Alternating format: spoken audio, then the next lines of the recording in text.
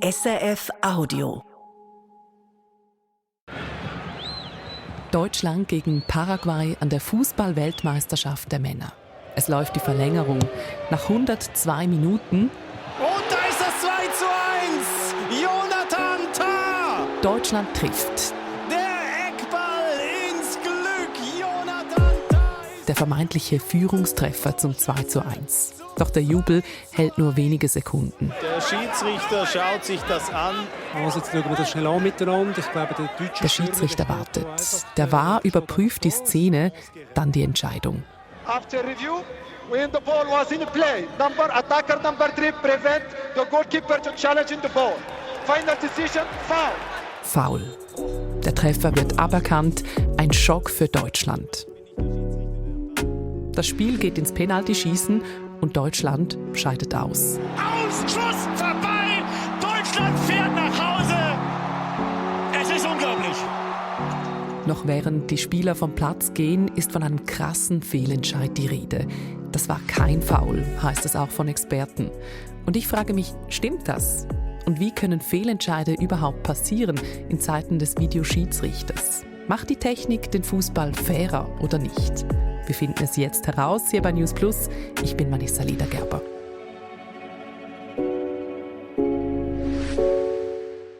Dramatisches WM-Out. Der größte Schock dieser WM bisher.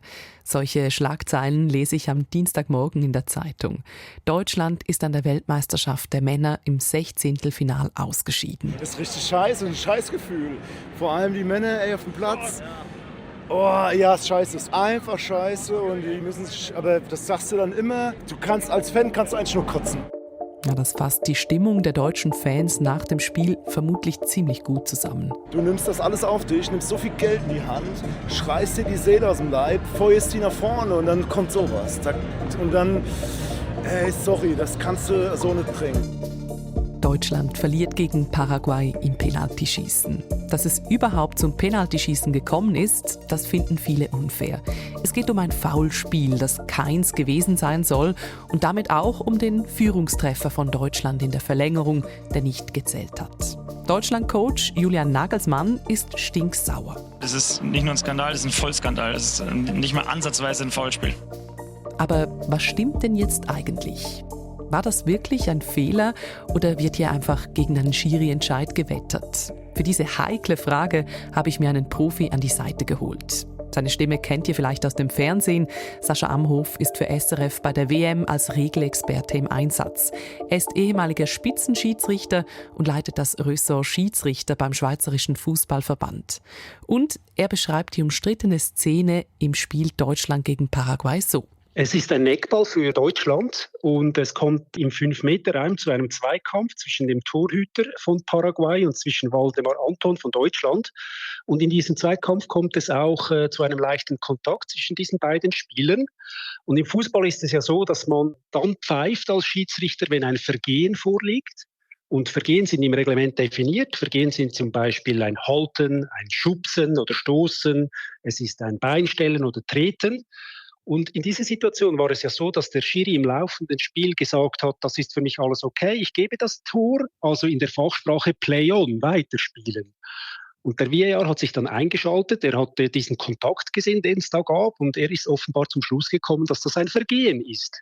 Ich sehe es ganz ehrlich völlig anders. Also die Kontakte gehören zum Fußball. Das ist ein handelsüblicher Kontakt, wie man so schön sagt. Und darum wäre die richtige Entscheidung gewesen, eben weiterzuspielen oder in anderen Worten das Tor zu geben. Also für dich ganz klar ein Fehlentscheid? Für mich ist es ein klarer Fehlentscheid und die richtige Entscheidung wäre gewesen, eben weiterzuspielen und das Tor zu geben. Man muss ja zwei Dinge auseinanderhalten. Das eine ist die Entscheidung des Schiris auf dem Platz und das andere ist die Frage, hat der Schiedsrichter in seiner Beurteilung auf dem Platz einen klaren und offensichtlichen Fehler gemacht? Und aus meiner Sicht sind beide Dinge nicht gegeben. Oder? Der Schiri auf dem Platz hat entschieden, dass kein Vergehen vorliegt. Darum hat er das Tor in erster Linie auf dem Platz gegeben. Das ist die korrekte Entscheidung. Der VAR muss sich dann immer die Frage stellen, hat der Schiri, so wie er entschieden hat, etwas klar und offensichtlich falsch gemacht? Und wenn diese Voraussetzung gegeben ist, dann darf der VAR, der Videoschiri, intervenieren. Aber weil der Schiri hier aus meiner Sicht klar richtig entschieden hat, hätte der VAR gar keine Grundlage gehabt zu intervenieren. Also eigentlich haben hier beide einen Fehler gemacht. Der VAR, der interveniert hat, und der Schiri, der zwar anfänglich richtig entschieden hat, aber dann vor dem Bildschirm, als er sich diese Bilder nochmals angeschaut hat, seinen Entscheid gedreht hat. Also geht es nach Sascha Amhof, war es tatsächlich ein Fehlentscheid. Der Videoschiedsrichter hätte gar nie zum Einsatz kommen dürfen. Und an dieser Stelle bin ich ehrlich gesagt etwas verwirrt. Den VAR gibt es doch, damit weniger Fehler passieren. Warum kommt es trotz Videobeweis zu Fehlentscheiden? Ja, wir reden hier ja von Leuten, also von Schiedsrichtern und VARs, von Videoschiedsrichtern, die ja das trainieren, Tag für Tag, die haben Erfahrungen und von daher kennen die auch den Umgang mit diesem Bildmaterial. Was man aber schon in die Waagschale werfen muss, oder? Es ist halt dann vor dem Bildschirm zu entscheiden, nicht dasselbe wie auf dem Platz zu entscheiden. Und wahrscheinlich spielt das hier auch eine Rolle, oder? Es gibt einen Kontakt, den kann man sich auch am Bildschirm anschauen. Man kann ihn auch nochmal mit einer anderen Kamera anschauen. Es gibt ja 50 Kameras an der WM, also man hat da relativ viel Bildmaterial. Und in der Analyse mit den Verlangsamungen kann es dann auch mal sein, dass ein minimaler Kontakt vielleicht eben vor dem Bildschirm anders aussieht, als es sich im Stadion anfühlt.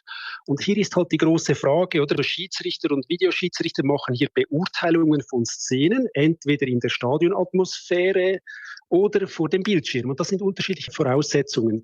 Und wie erwähnt, der Schiri auf dem Platz hatte nicht das Gefühl, dass hier irgendwo ein Vergehen vorliegt. Darum hat er das Tor gegeben, aus meiner Sicht korrekt.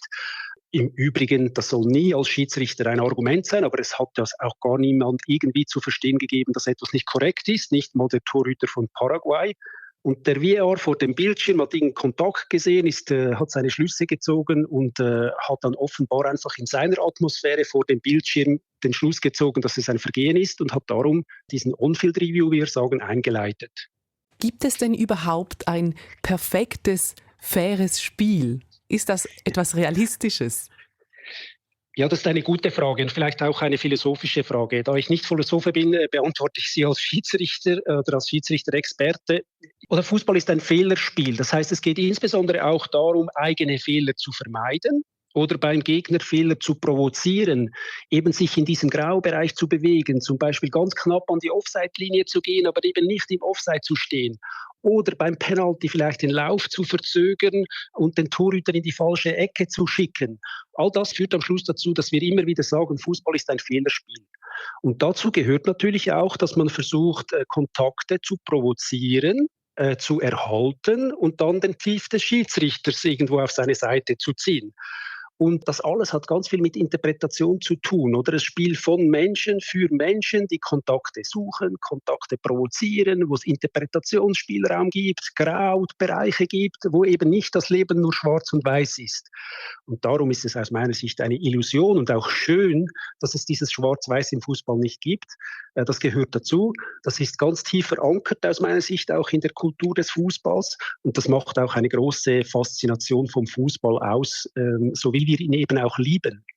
Du sagst, es geht nicht um Leben und Tod, aber es geht ja trotzdem um Millionen, also um ganz viel Geld, je nachdem. Müsste da nicht der Anspruch sein, dass man irgendwie an ein praktisch fehlerfreies Spiel rankommt? Natürlich geht es um ganz viel im Fußball und wenn die einen gegen die anderen spielen, wollen beide gewinnen und das ist dann auch im Moment das Wichtigste und das ist auch gut und das ist richtig so.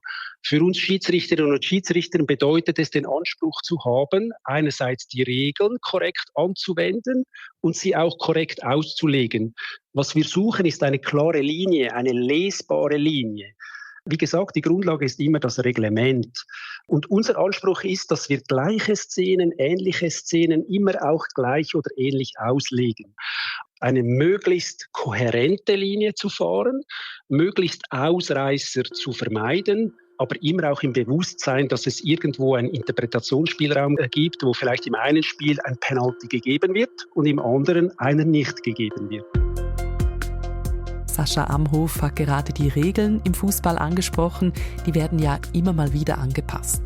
Auch an dieser Fußball-Weltmeisterschaft gibt es neue Regeln.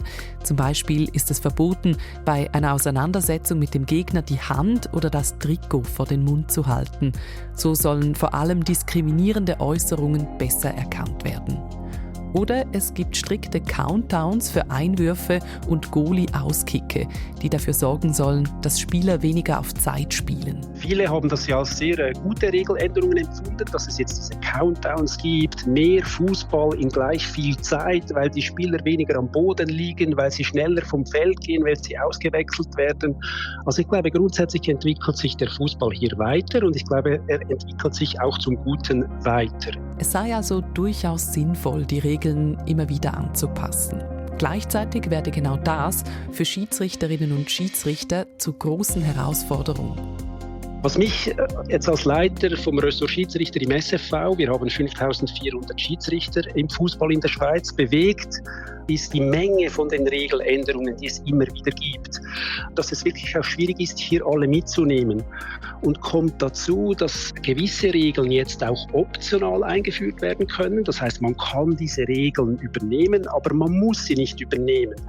Und das ist natürlich eben jetzt aus einer nationalen Warte ein wenig unschön, weil wir sehen gewisse Dinge an der WM, die man dann bei uns vielleicht nicht sehen wird, weil die Schweiz die Regel oder die UEFA, wo wir uns anschließen, diese Regeländerung nicht übernimmt. Das ist mal eine Herausforderung. Hier geht es aber vor allem ums Regelwerk, oder was steht bei uns genau in den Regeln und was nicht. Schon dort haben wir Unterschiede zur WM. Und das Zweite ist immer auch die Auslegung. Also wie werden die Regeln ausgelegt? Und auch dort gibt es Nuancen, gibt es Unterschiede zwischen dem Fußball an der WM, zwischen dem Fußball in Südamerika, in Ozeanien, in Afrika. Und das ist etwas, was mich beschäftigt, oder? Wir streben grundsätzlich an, dass wir alles eben möglichst gleich beurteilen, eine ähnliche Linie haben, wie wir sie auch an der WM sehen, mit der Menge von den Regeländerungen. Insbesondere auch bei einem Schiri, der dann allein auf dem Platz ist das wirklich eine Herausforderung, das dann auch sicherstellen zu können. Und was glaubst du, wie viel Ermessensspielraum hat denn ein Schiri heute noch bei so einem extremen Regelwerk? Ja, es gibt schon immer noch einen relativ großen Interpretationsspielraum und eben den Schiri, den braucht es noch, oder? Wo man unterscheidet im Schiedsrichterwesen bei der Beurteilung von Szenen eigentlich zwei Dinge. Es sind faktische Entscheide und es sind subjektive Entscheide. Faktische Entscheidung ist beispielsweise die Frage, ist der Ball drin oder draußen, im Seitenaus oder im Tor? Das kann man heute mit den technischen Hilfsmitteln auch technisch lösen. Also da braucht es per se eigentlich fast keinen Schiri mehr, sondern da können die Systeme liefern, diese Antworten. Und dann gibt es die subjektiven Entscheide oder die Interpretationsspielraum. War das jetzt genug für ein Penalty? War jetzt der Ball am Arm oder war er nicht am Arm? Und da ist, glaube ich, das ist auch in der Kultur vom Fußball, dass es eben diesen Interpretationsspielraum braucht, den Graubereich braucht, dass man diese Dinge auch provoziert beim Gegner. Und dort, glaube ich, macht es Sinn und wird es auch in Zukunft so sein, dass der Schiri diese Beurteilung macht, weil Fußball ist ein Spiel von Menschen, für Menschen und genau das gilt auch für den Schiri. Das ist ein Mensch, soll ein Mensch auch bleiben, immer im Wissen darum, dass eben Schwarz-Weiß-Entscheidungen, faktische Entscheidungen auch durch technische Systeme gelöst werden können. Der Fußball entwickelt sich ja ständig weiter mit neuen Technologien und neuen Hilfsmitteln. Das hat auch Einfluss auf die Schiris. Ich will wissen, wie sieht Ihr Beruf womöglich in 10 Jahren aus? Ja, das ist eine spannende Frage. Ich glaube, es wird weiterhin ein humanes Spiel bleiben. Also diese menschliche Komponente, glaube ich, die wird es weiterhin brauchen. Und dann, glaube ich, schon geht die Tendenz daher, dass man immer mehr Unterstützung auch einfordert von der Technologie. Und diese Bewegung hin zu immer mehr Technologie, die den Schiri unterstützen soll, ist das der richtige Weg? Weil so entfernt sich ja übrigens der Fußball an der WM auch immer mehr vom Fußball, vielleicht in der 5. oder in der 4. Liga. Und genau das macht ja doch den Fußball so interessant, dass er überall dasselbe ist, von ganz oben bis ganz unten. Aber wenn man jetzt aus der Schiri-Perspektive schaut, wenn man die ganze Technologie schaut, die hier an der WM für die Schiris zum Einsatz kommt, die zum Teil auch nur in den Hinterzimmern zum Einsatz kommt sozusagen, ja, dann wird sich weisen, ob das wirklich der richtige Weg ist oder nicht. Aber ich würde dafür plädieren und finde es richtig, dass diese menschliche Komponente, der Interpretationsspielraum, dass das weiterhin im Vordergrund steht. Immer im Wissen darum, wenn man selber von einem Fehlentscheid betroffen ist, der ein Mensch gefällt hat, dann wünscht man sich dann ab und zu eben auch eine Maschine, die vielleicht anders entschieden hätte. SRF-Schiedsrichter-Experte Sascha Amhof. Ja, und auf die menschliche Komponente setzen wir auch hier bei News Plus. Produzentin war heute Martina Koch, Tobias Bühlmann hat mitgearbeitet und ich bin Vanessa Ledergerber. Feedback und Kritik wie immer gerne per Mail an newsplus@srf.ch oder als Sprachmitteilung an 076 320 1037. Und wenn euch die Kombination Podcast und WM gefällt, dann empfehle ich euch unsere News Plus Hintergründe-Serie König Gianni, die Infantino-Story. Bis bald.